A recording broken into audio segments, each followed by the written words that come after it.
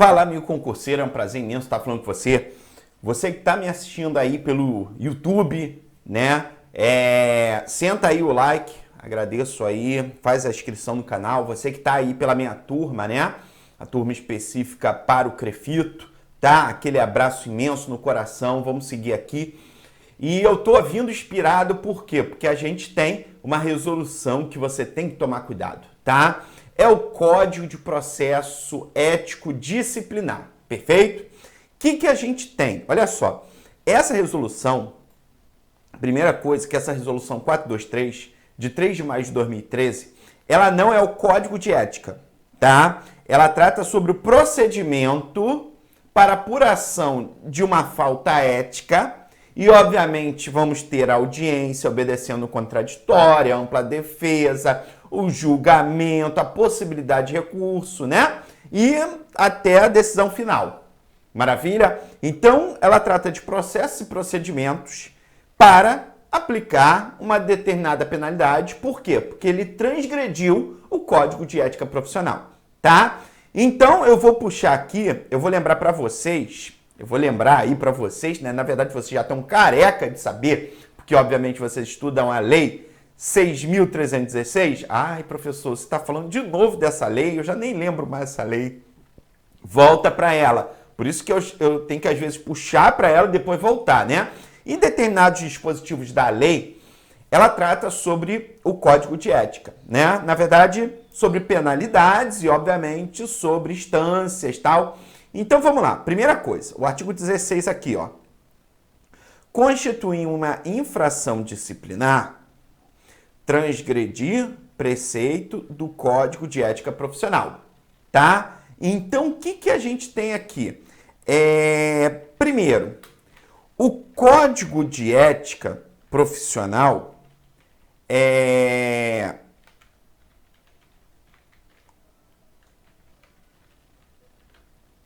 o Código de Ética do profissional de fisioterapia e terapia ocupacional é a resolução 424, tá? É a resolução 424 de 2013. Bota aí, 2013. Então, esse Código de Ética Profissional, ele exatamente cria ali as regras deontológicas, as regras ligadas aos valores, morais, condutas, né, no dia a dia, perfeito? E também as suas proibições, tá?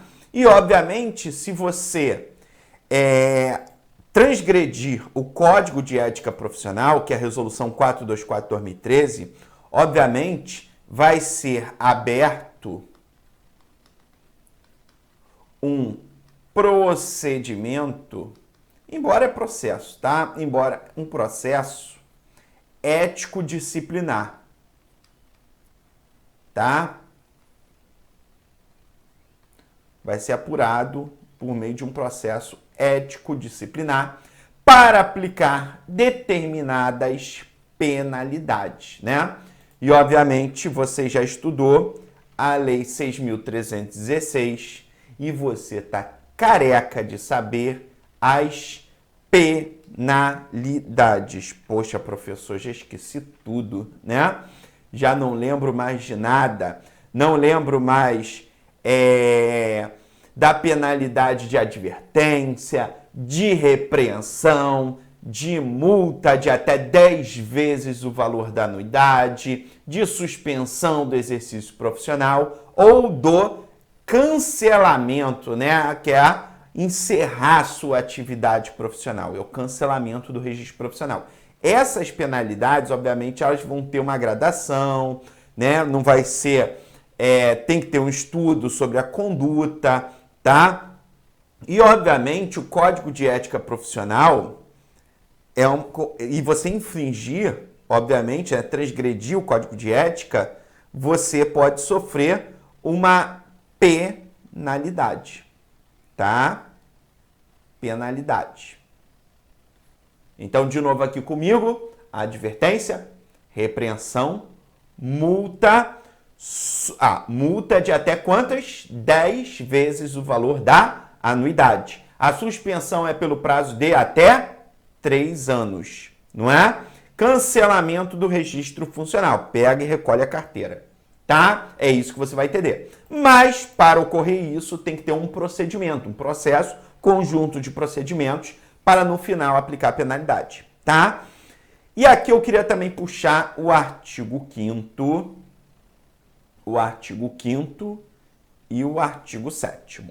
Por quê, galera? Porque o artigo 5º e o artigo 7º, ele trata exatamente de um ponto que a gente vai observar, que é as famosas instâncias, né? Obviamente, você está ligado nas instâncias e tem que estar bem ciente nela, porque isso daqui pode ser uma característica muito forte, tá? E, obviamente, a gente vai estudar o que é primeira instância, né? E o que é segunda instância, tá? Então, vamos lá. Primeira coisa, quando a gente fala em instância, aqui, ó, compete ao Conselho Federal. Então, não é o Conselho Regional, é o Conselho Federal. Dispor com a participação de todos os conselhos regionais sobre o Código de Ética Profissional, funcionando como Tribunal Superior de Ética Profissional, tá? Então, ó, primeiro, dispor sobre o Código de Ética Profissional, né? Então, o Conselho Federal, primeira atribuição, ele vai dispor com a participação dos conselhos regionais sobre o Código de Ética, tá? Então, é o Conselho Federal que vai elaborar o Código de Ética com a participação dos conselhos regionais. Perfeito?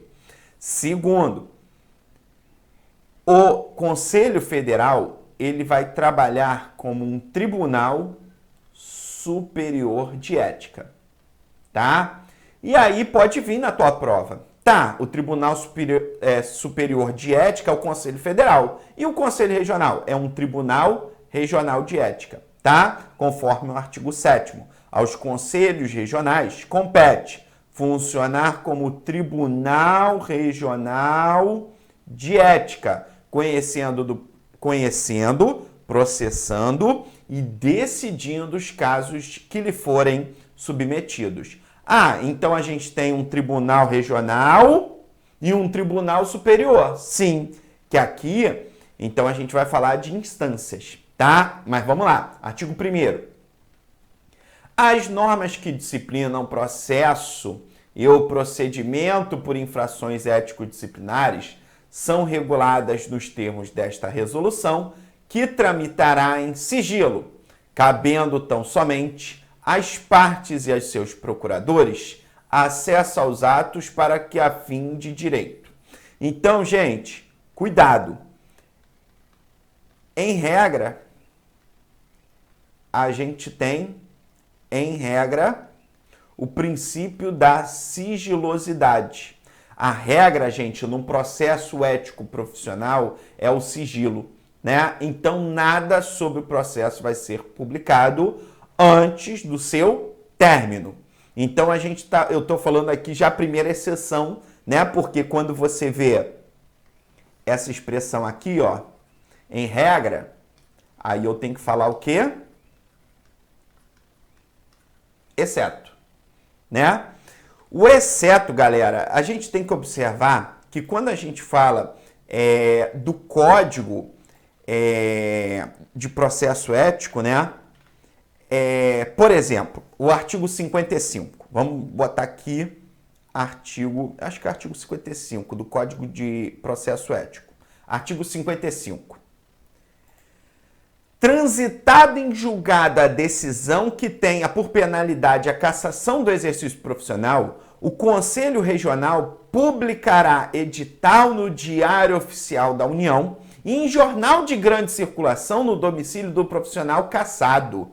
Então, ó, transitada em julgada a decisão. Então, após o trânsito, transitada em julgado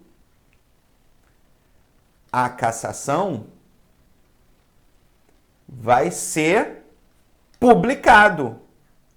Publicado no Diário Oficial. Então, acabou a regra do sigilo, não é? Então, aqui o artigo 55, perfeito? É uma exceção da regra, tá? Artigo 51 também. O resultado final do julgamento será publicado no Diário Oficial, tá? Então, o que você observa? Você observa que, nesse caso, não há de se falar em sigilo, tá? Então, esse caso das decisões tem que ser públicos. Mas aí você entra em outra exceção, que é aqui, ó. Partes e procuradores. Por que a exceção? Simples, porque para eles não pode ser dado sigilo, porque senão você está ofendendo o princípio da ampla defesa e do contraditório, que é uma previsão constitucional ligada ao processo. Para ele poder se defender, ele tem que saber qual é a acusação, não é? Então ele tem que saber o que está sendo imputado contra ele para ele poder questionar, exercer o seu direito do contraditório e da ampla defesa. Tranquilo? Mas vamos lá. A regra no processo ético-disciplinar, a regra é o sigilo, não é a publicidade. Beleza? Cuidado com isso. Continuando, vamos andar? Vamos andar um pouquinho, né? Artigo 2º, aqui que você tem que tomar cuidado, tá? São órgãos competentes para o processamento e julgamento de processos éticos disciplinares. Aqui, gente, a gente está falando, né, do Tribunal Superior de Ética, né, e também do Tribunal Regional, perfeito? Então, vamos lá. Primeira coisa, a regra geral, galera, a regra geral do artigo 2º é que os processos sejam julgados, em regra, no Conselho Regional, tá? Então, remetido, embora eu estou falando em regra, primeira instância é sempre o Conselho Regional. E a segunda instância, o plenário do Conselho Federal. Mas, vamos lá, se a gente parar para pensar, olha que interessante.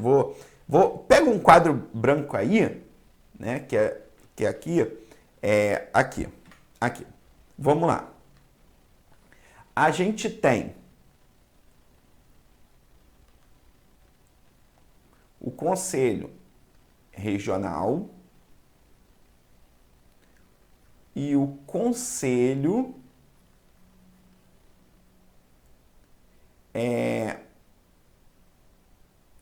Federal, tá? O Conselho Regional, ele sempre vai atuar em primeira instância, tá? Já o Conselho Federal, ele pode ser de primeira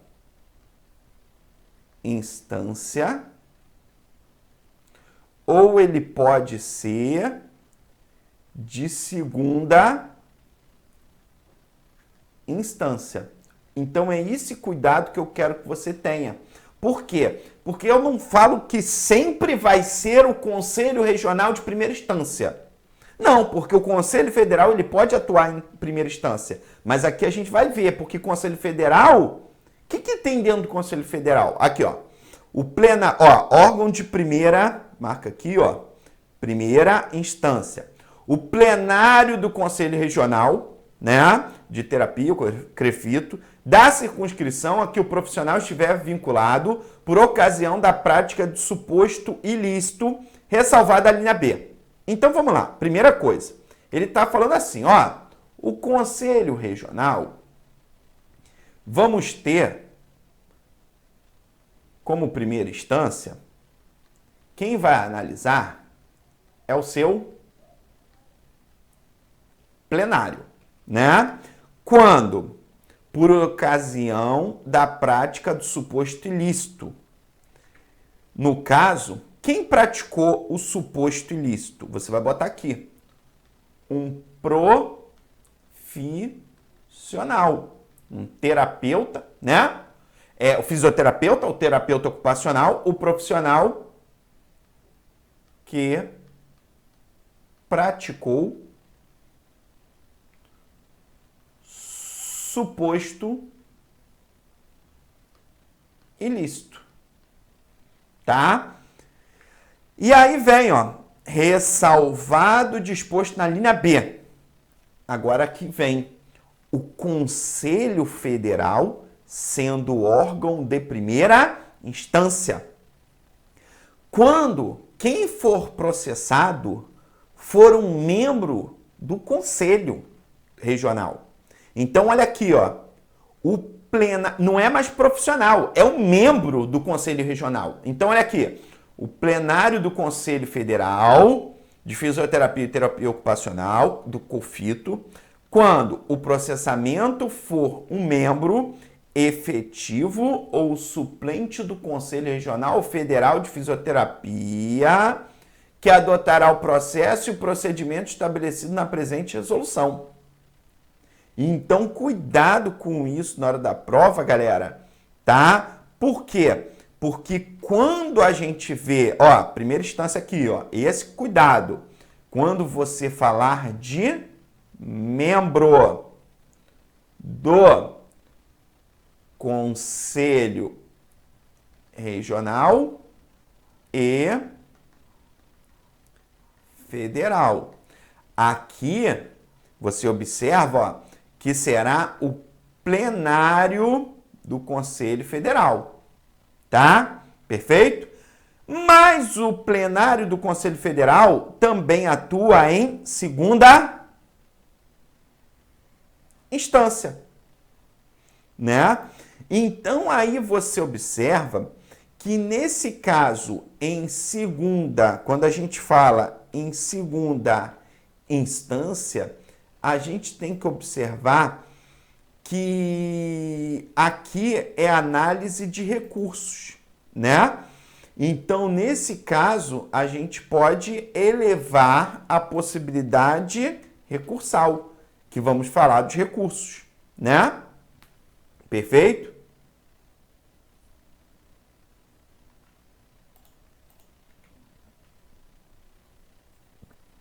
Vamos lá, vamos falar agora do procedimento, né? Vamos andar, ver, analisar aqui o procedimento. O procedimento ético profissional, né? É procedimento ético disciplinar, de que trata este código, inicia mediante representação ou em decorrência de ato fiscalizatório, né? Então pode ter alguém representando, né, perante alguma atuação ali, mas nesse caso, na representação, a gente tem que observar o artigo 4º, tá? Que tem que ter requisitos ali para representação, tá? E, obviamente, todas as circunstâncias, indicações de fatos, né? E as circunstâncias que geraram uma infração, tá? Perfeito? E a representação será dirigida a quem? Ao presidente do CREFITO ou presidente do COFITO, lembra? Então, cuidado com isso também na hora da prova. Por quê? Porque se você observar, vai variar, não é? Vai variar de acordo com o quê? Com quem é o órgão de primeira instância. Fala para mim, primeira instância. Por quê? Porque pode ser o Conselho Regional quando for um profissional. Pode ser um Conselho Federal? Pode ser o Conselho Federal? Pode. Quando for o quê? Um membro ou suplente do Conselho Regional. Perfeito? Tranquilo? Então fique ligado nisso na hora da prova. Não vai dar mole nisso daí não, pelo amor de Deus. Tá? Perfeito, galera? Tranquilo? Maravilha. Vamos prosseguir aqui. Então, ó, vamos ler. Artigo 3º. O procedimento ético disciplinar de que trata este código inicia mediante representação ou em decorrência de ato fiscalizatório. A representação noticiando os fatos que configuram infração ético-disciplinar poderá ser oferecida por qualquer pessoa. Isso é importante. Qualquer pessoa pode representar. Mas essa qualquer pessoa tem que apresentar a qualificação do representante das testemunhas, se houver, identificação do representado das testemunhas, exposição dos fatos e as circunstâncias infracionais, tá? Perfeito? Então tem que lembrar disso na hora da prova, tá? Então não pode ter uma representação de forma anônima meramente. Perfeito? Ausente os requisitos, aí muita gente pensa assim, tá, mas ausente os requisitos e pressupostos da representação, a diretoria determinará o arquivamento sumário do feito, tá? Porém, podemos ter situações que, em determinado momento, podemos ter requisitos, embora nem todos foram apresentados, né? Podemos ocorrer que, na ausência de elementos suficientes para a abertura do processo, a diretoria remeterá os autos ao departamento de fiscalização para ver as diligências. Então, porque ele sabe do profissional, da pessoa, alguma coisa, então eles vão fazer o seu poder fiscalizatório, tá? Perfeito?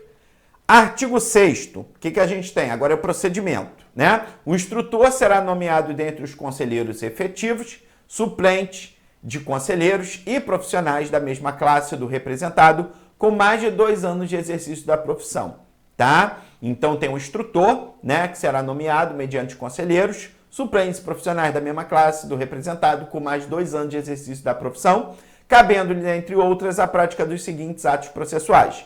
Então o instrutor, ele vai instruir o processo, tá? Promover a citação do representado, designar a audiência, promover a intimação de testemunhas. Então aqui é a fase de instrução processual, perfeito? Então a gente tem aqui as regras, né? Promover a intimação de testemunhas, instruir o processo ético e elaborar o termo descritivo da instrução, tá? Caso o processo ético versa apuração de conduta não relacionada a atos privativos da fisioterapia ou terapia ocupacional, assim definidos nos seus respectivos códigos de ética, tá? O instrutor poderá ser nomeado independente de sua classe profissional, perfeito? Então, caso não seja relacionado a atos privativos, então vamos lá. Se for ato privativo de um fisioterapeuta, quem vai ser o fisioterapeuta? Quem vai ser o instrutor, desculpa, vai ser um fisioterapeuta, tá? Mas se não for ato privativo, aí, nesse caso, aplica a resolução falando que o instrutor poderá ser nomeado independente da sua classe profissional, tá? Perfeito? Só para a gente estar ligado aí nisso daí. Recebida a representação, a diretoria terá o prazo de 30 dias para proferir a decisão quanto à abertura do processo ético-disciplinar, arquivamento ou diligência. Então, olha só, o instrutor, ele busca ali os elementos que realmente fundam a representação ou ato fiscalizatório. Então, é como se falasse assim, o ato fiscalizatório e a representação é meramente o início, né? É a fase inicial. E o instrutor, elaborando ali, vendo o que mais ele precisa, citando o representado para falar alguma coisa, né, sobre aquele tema, uma audiência, testemunhas, ele vai trazer aquele material todo e vai falar assim, diretoria do CREFITO, olha o que eu tenho aqui. Vocês acham que tem que abrir o processo ético? Então, ó, recebida a representação, a diretoria terá o prazo de 30 dias para proferir a decisão. Aqui eles não estão julgando nada. Eles só estão analisando o quê? Se tem que abrir o processo ético disciplinar, arquivamento ou diligência, tá? Em sendo determinada a diligência, para apuração dos fatos ou colheita de provas, esta deve ser cumprida no prazo de 30 dias, prorrogáveis, justificadamente por igual período. Então, 30 mais 30 para as diligências. Recebido o processo ético disciplinar, o instrutor terá o prazo de 60 dias para a emissão do termo descritivo de instrução e encaminhamento dos autos ao presidente. Perfeito? O representado será citado para apresentar agora a defesa, porque foi aberto um processo ético-disciplinar. Porque a gente viu o caso de ou arquiva ou nova diligência. Então, é como se ele estivesse falando isso, ó. Primeiro, deixa eu pegar aqui mais uma folhinha em branco.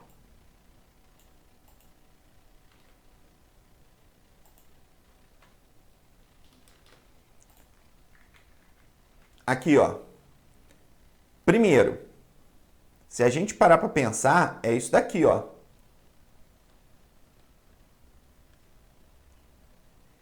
representação ou ato fiscalizatório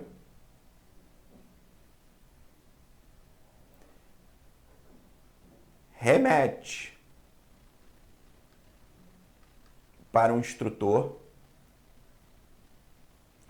que ele vai fazer todos os procedimentos, né?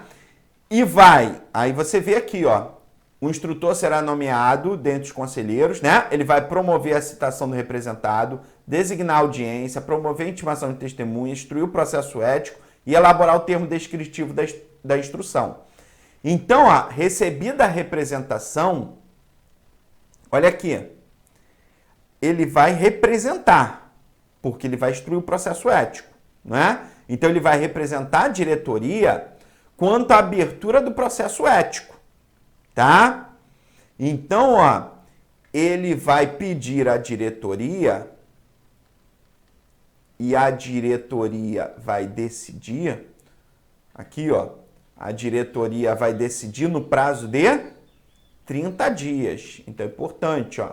Deixa eu botar em azulzinho aqui, ó. 30 dias. O que a diretoria pode decidir? Primeiro, sobre o arquivamento. Segundo, diligência. Terceiro, abertura do processo ético. Lembrando que a diligência é o prazo de 30 dias mais igual período, não é? Então, da abertura do processo que está aqui, ó, esse que é o mais importante para a gente, foi aberto um processo ético. Olha aqui, ó, olha agora. Recebido o processo ético disciplinar, o instrutor terá prazo de 60 dias para a emissão do termo descritivo de instrução, não é? Então, ele vai falar toda a história. O representado será citado para apresentar defesa escrita no prazo de 10 dias, a contar do recebimento da citação, devendo nessa oportunidade juntar todos os documentos que entender necessário. Perfeito? A citação será efetuada da seguinte forma. Então, citar é uma comunicação processual. Perfeito, né? A gente tem as intimações e citações. Citar é falar assim, ó, tem um processo aí contra você. Então, aqui, ó, as citações serão efetuadas da seguinte forma. Primeiro, via postal, com AR, né, aviso de recebimento, no endereço indicado no cadastro do Conselho Regional. Pessoalmente, mediante expedição do competente mandato, a ser cumprido no Departamento de Fiscalização pelo delegado do Conselho Regional, nos termos da presente resolução, por carta precatória, se ele estiver em outro lugar, tá? Por edital publicado no Diário Oficial da União, né? Se ele estiver em outro Conselho Regional, manda uma carta precatória para outro Conselho Regional para eles comunicarem a ele, tá? E por edital publicado no Diário Oficial quando ele estiver em lugar incerto. Ninguém o encontrou. Perfeito, galera? Tranquilo? Fechamos essa primeira parte aqui. No próximo bloco a gente continua. Um forte abraço e bons estudos.